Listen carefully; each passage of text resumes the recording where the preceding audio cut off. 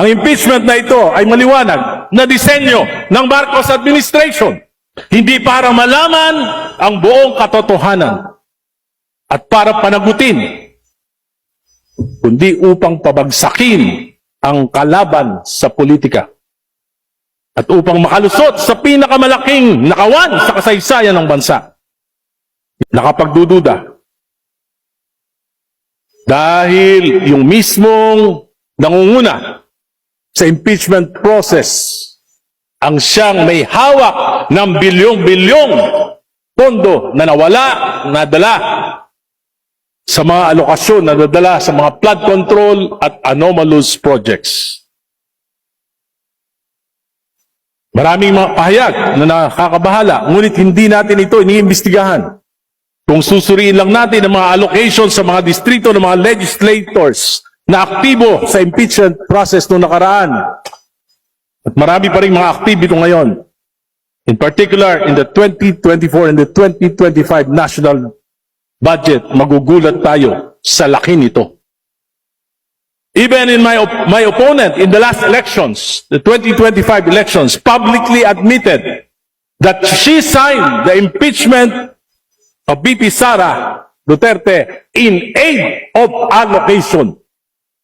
Natatakot siya na hindi siya mabibigyan ng pondo kung hindi siya pipirma sa impeachment. These circumstances put serious doubts.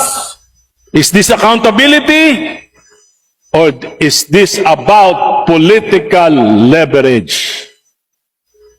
After the impeachment vote in the plenary, let us examine the status of the four later release allocations.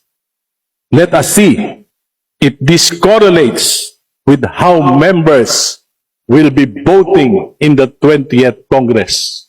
Yung bumoto ba ng yes? Maririlisan? Yung bang bumoto ng no? At yung mga abstain? Maririlisan? Malalaman natin ang katotohanan sooner or later. Ginagamit ang mga institusyon na dapat ay neutral, tulad ng NBI, COA, at AMLAC. This impunity, nakakabahala po. Kailan ito titigil? Paano? Pag ako na, tulad ko, na bumabatikos, paano kung gusto kong patahimikin? Gagamitin din ba yung mga ahensya na ito? Baka magulat pa tayo. Maulit ang kasaysayan. Magamit ang mga institusyon para sa pagpapanatili sa kapangyarihan.